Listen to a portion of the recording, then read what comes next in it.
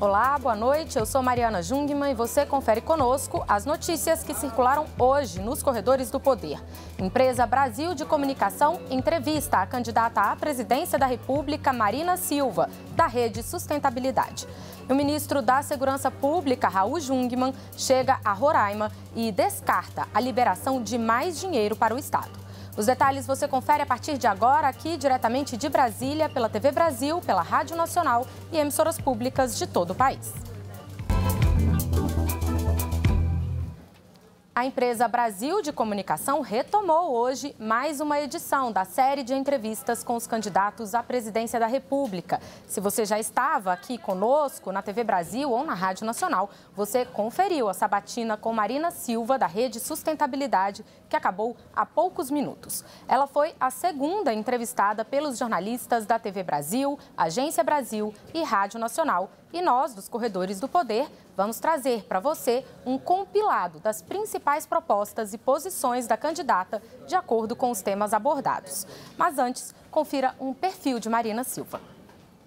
Marina Silva nasceu numa pequena comunidade perto de Rio Branco, no Acre, onde fez carreira política. Tem 60 anos, é casada e tem 4 filhos. Foi alfabetizada aos 16 anos e é formada em História. Filiou-se ao PT e foi a vereadora mais votada na capital do estado.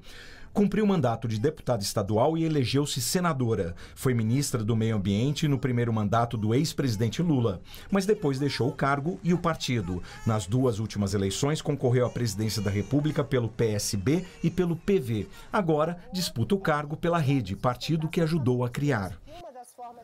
Bem, a gente ressalta que a ordem das entrevistas foi definida por sorteio, realizado na presença dos assessores de cada partido.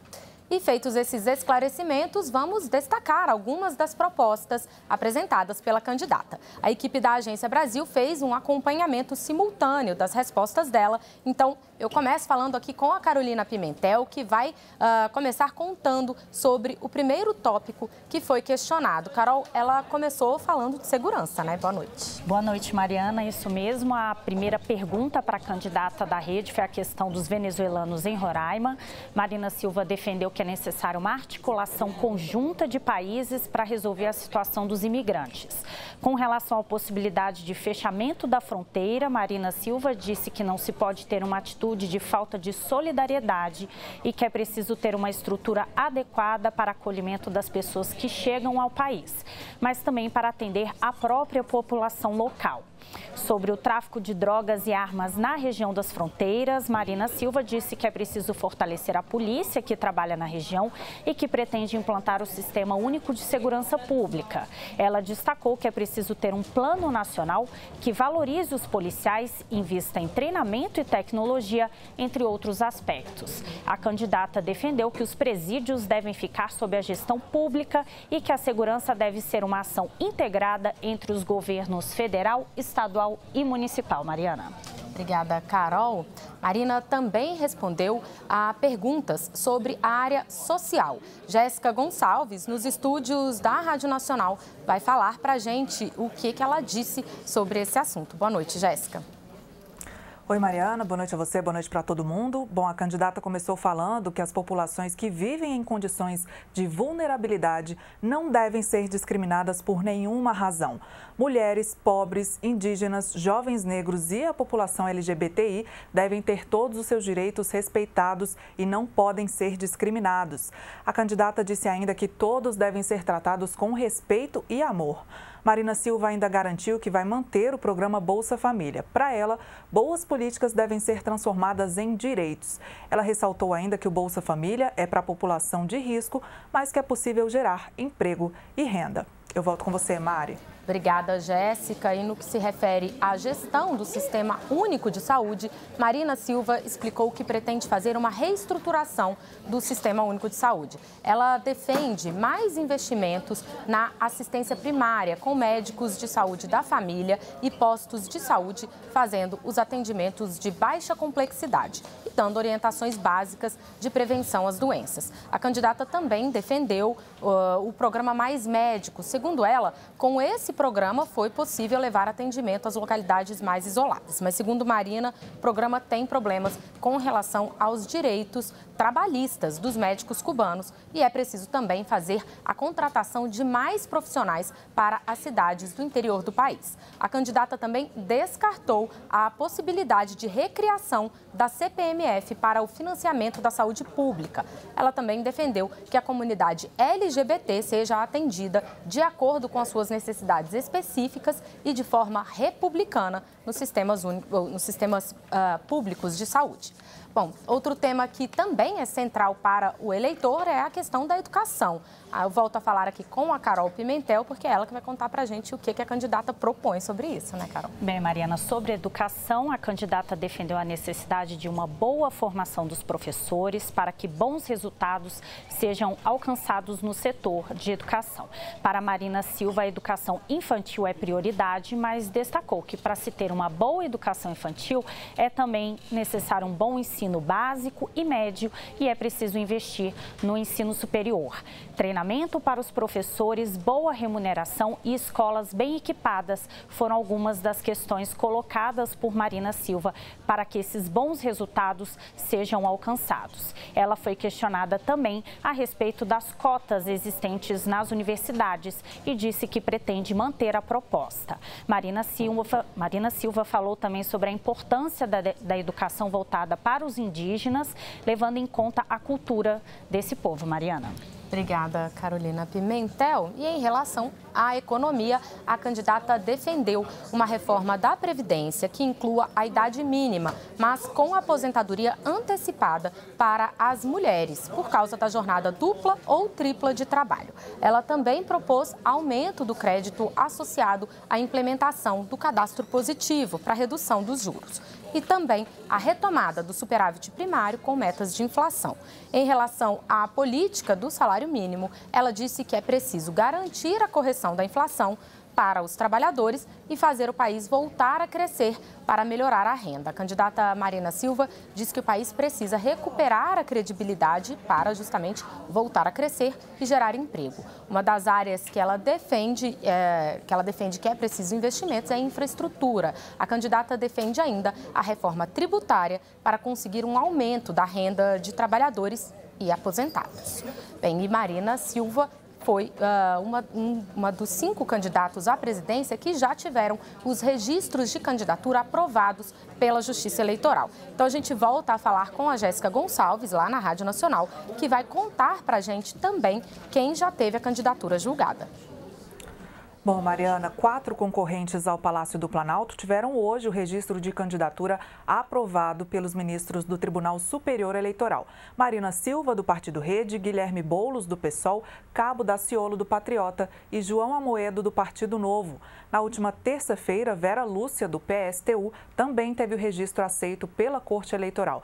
A gente lembra que o primeiro turno das eleições ocorre no dia 7 de outubro e, de acordo com o TSE, mais de 27.600 candidatos vão disputar vagas para diferentes cargos. E se, por um lado, tem candidato já com o registro aprovado, 3 presidenciáveis tiveram a candidatura contestada no TSE.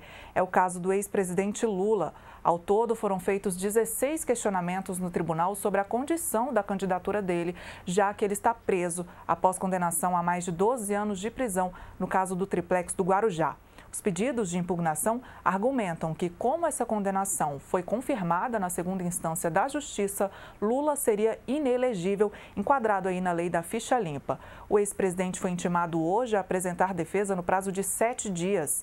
O candidato Jair Bolsonaro também teve a candidatura questionada no tribunal, mas pelo fato dele ser réu em ações penais no Supremo Tribunal Federal. O pedido de impugnação faz referência a uma decisão do STF de 2017 que definiu que réus na linha sucessória da presidência da República estão impedidos de substituir o presidente. O TSE já foi consultado anteriormente sobre os efeitos dessa decisão a respeito de candidaturas à presidência, mas na ocasião o tribunal decidiu não adiantar o julgamento da questão em específico. Foi questionado também o registro de candidatura de Geraldo Alckmin. A contestação foi apresentada pelo também candidato Henrique Meirelles, do MDB.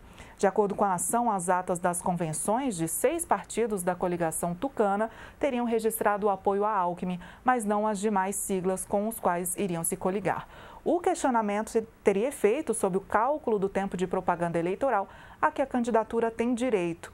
Pelo calendário eleitoral, o TSE tem até o dia 17 de setembro para julgar os pedidos de registro de candidaturas. Mariana. Obrigada, Jéssica Gonçalves. Pois é, e aos poucos, então, a campanha vai avançando. Hoje, o Tribunal Superior Eleitoral apresentou o tempo que cada candidato à presidência da República terá nas campanhas de rádio e TV.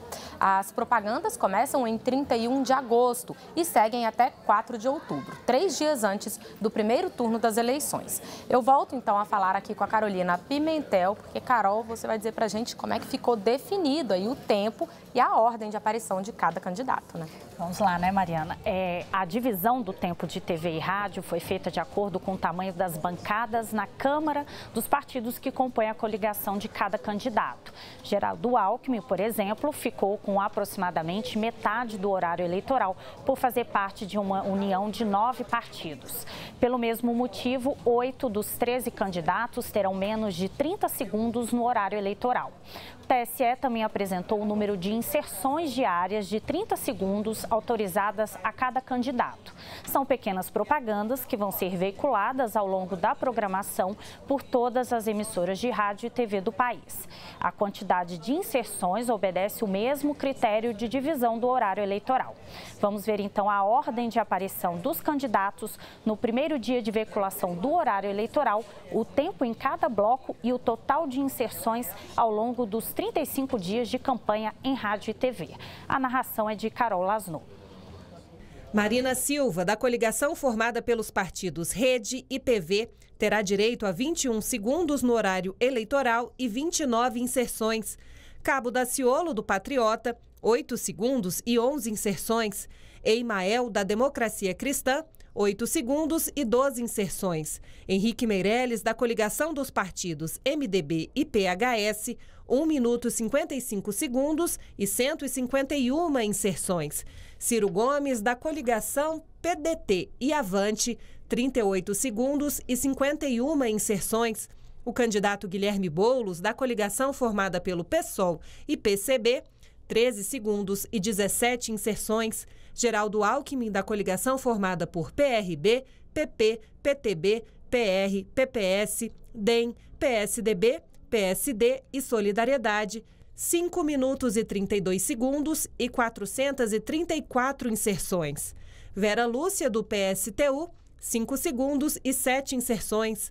Lula, da coligação formada por PT, PCdoB e PROS, 2 minutos e 23 segundos e 189 inserções. João Amoedo, do Partido Novo, 5 segundos e 8 inserções. Álvaro Dias, da coligação formada pelos partidos Podemos, PSC, PTC e PRP, 40 segundos e 53 inserções. Jair Bolsonaro, do PSL e PRTB, 8 segundos e 11 inserções. João Goulart Filho, do PPL, 5 segundos e 7 inserções.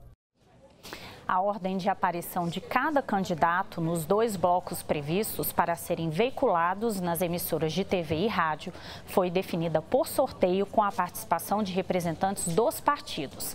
E essa ordem vai ser rotativa. Quem abre o bloco no primeiro dia será o último no segundo e assim por diante. A divisão do tempo da TV e das inserções pode ser alvo de questionamentos pelos candidatos, partidos e coligações e só passa a vigorar em definitivo quando o plano de mídia das eleições for aprovado. E, Mariana, essa votação no plenário do TSE está prevista para a próxima terça-feira. Obrigada, Carol. No próximo bloco, a gente traz notícias da América Latina, com a crise da Venezuela, situação dos imigrantes e a decisão do Senado argentino de autorizar buscas na casa de Cristina Kirchner. Não sai daí, a gente já volta. Olá, eu sou Mariana Jungmann e você confere conosco as notícias que circularam hoje nos corredores do poder.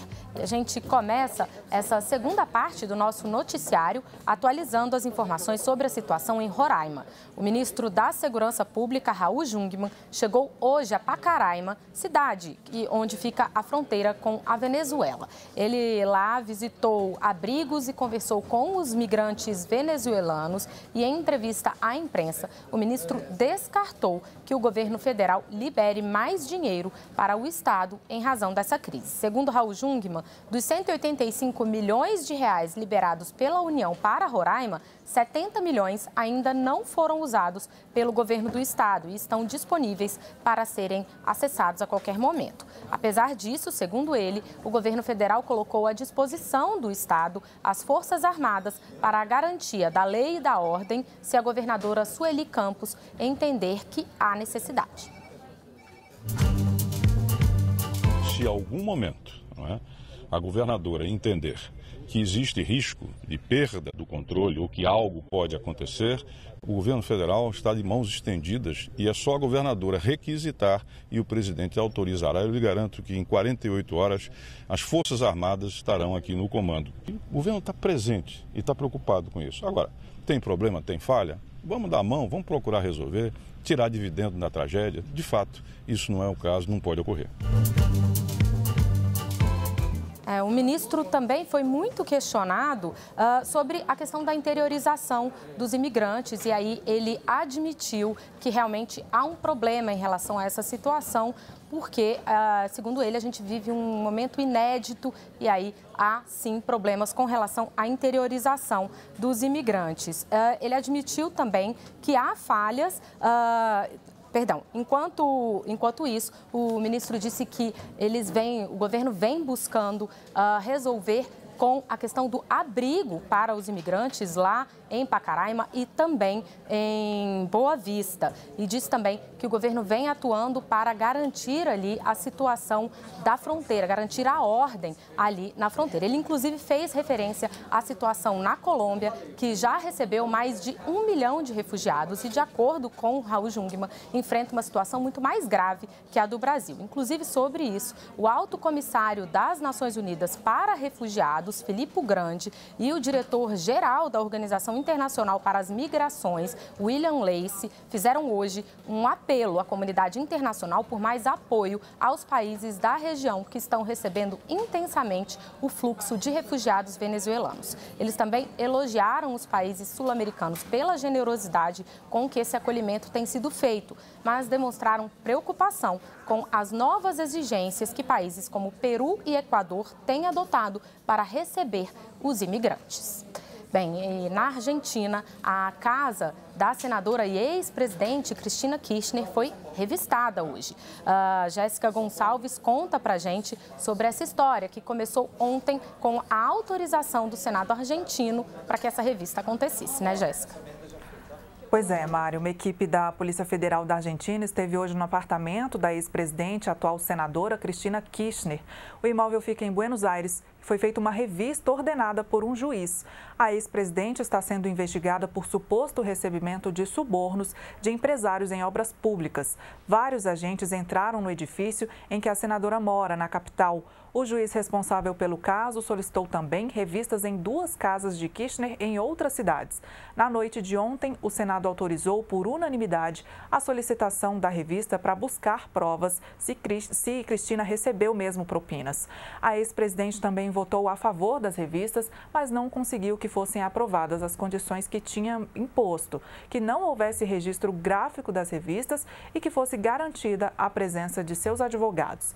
Cristina Kirchner, envolvida em 6 causas judiciais, se diz vítima de uma perseguição política e judicial impulsionada pelo seu sucessor, Maurício Macri. A investigação já rendeu a prisão de empresários e ex-funcionários. Mariana. Obrigada, Jéssica. Bem, e a gente segue com o nosso noticiário, mas muda de assunto. Um ex-conselheiro do Tribunal de Contas do Estado de São Paulo foi denunciado por receber propina. Vamos até lá, então, falar com a Priscila Kersh, que tem as informações para a gente. Boa noite, Priscila. Oi, Mariana, boa noite para todo mundo. O ex-conselheiro do Tribunal de Contas do Estado de São Paulo, Eduardo Bittencourt Carvalho, foi denunciado por crime contra a administração pública. Ele é acusado de solicitar e receber R$2 milhões entre 2010 e 2012 para decidir a favor de empreiteiras na concorrência de obras de 2 trechos da linha 5 do metrô de São Paulo. O advogado do ex-conselheiro diz que ele ainda não recebeu comunicação oficial da denúncia, mas que quando isso ocorrer, irá se defender para provar inocência. Também foram denunciados 2 advogados que teriam forjado contratos de prestação de serviço para lavagem de dinheiro. A denúncia foi feita pelo promotor Marcelo Mendrone, do Grupo de Atuação Especial de Recuperação de Ativos e Repressão aos Crimes de Formação de Cartel e Lavagem de Dinheiro. A investigação partiu de depoimentos e documentos fornecidos por funcionários da Camargo Corrêa em acordo de colaboração premiada. Mariana. Obrigada, Priscila. E no Maranhão, mais uma vez, temos notícias sobre irregularidades em licitações. Então, a gente fala com o Roberto Fernandes, lá em São Luís. Boa noite, Roberto. Boa noite, Mariana. 8 pessoas foram presas na manhã de hoje durante a terceira fase da Operação Escamoteamento. Dentre elas, o ex-prefeito de Buriti Lopes, Bernildo Vaz. Ele foi preso em sua residência na zona leste de Teresina. Bernildo foi prefeito de 2013 a 2018. Ao todo, 13 mandados de prisão foram expedidos, 7 de prisão preventiva e 6 de prisão provisória e mais 16 mandados de buscas e apreensões. A ação é um desdobramento das investigações iniciadas em 2017 no município de Cocal, destinada a desarticular uma organização criminosa especializada em fraudar licitações e desviar recursos públicos dos municípios do Piauí e também com atuação em cidades do Ceará e do Maranhão. Hoje, a operação se concentrou em empresários e ex-gestores que atuavam no município de Buriti dos Lopes, que é exemplo de Cocal, agiu em conluio para vencer licitação e desviar recursos públicos por meio de notas fiscais frias. A investigação apurou um desvio de R$ 8.388.822,64. Para cobrir esse rombo e ressarcir o erário público, o MP pediu à Justiça o bloqueio de bens e valores nesse montante das pessoas envolvidas. Mariana. Obrigada, Roberto Fernandes, falando conosco, então, de São Luís. E a gente continua nesse giro pelas nossas redações e vamos ao Rio, onde o ex-executivo da Odebrecht, Benedito Júnior, prestou depoimento hoje como colaborador na Operação Cadeia Velha. As informações com Marcelo Castilho. Boa noite, Marcelo. Boa noite, Mariana. Boa noite a todos. Além do Benedito Júnior, o doleiro Álvaro Novis, que é colaborador da Justiça, declarou hoje ao juiz Marcelo Bretas, da 7ª Vara Federal Criminal aqui do Rio, que o esquema de pagamentos ilícitos feitos por empresas de ônibus e que teria beneficiado, entre outras pessoas, os deputados estaduais Paulo Melo e Jorge Pisciani, os 2 ex-presidentes da Alerj, funcionava desde a década de 1990. E, segundo ele, o total de pagamentos aos beneficiados pode chegar a R$1 bilhão até meados dos anos 2010. Novis depois como testemunha no processo e contou que fez pagamentos aos deputados estaduais do MDB em nome da Federação das Empresas de Transporte de Ônibus aqui do Rio de Janeiro, a FETransport, e também da construtora Odebrecht. Na semana passada, o ex-executivo da Odebrecht, Benedito Júnior, que falou hoje também, já havia afirmado que pagou R$9 milhões de propina ao presidente afastado da Assembleia, Jorge Pisciani, e também R$900 mil ao deputado Paulo Melo. Mariana. Obrigada, Marcelo. Olha, e antes do nosso encerramento, a gente volta a lembrar a entrevista da nossa presidenciável de hoje, Marina Silva, da Rede Sustentabilidade. Você pode acessar o conteúdo completo dos 45 minutos de entrevista nos sites tvbrasil.ebc.com.br e radios.ebc.com.br ou também pelo EBC Play, que você baixa gratuitamente na Play Store ou na Apple Store. Nos nossos telejornais, você também vai conferir mais detalhes sobre o que Marina disse na entrevista de hoje, mas a gente separou um trechinho para você.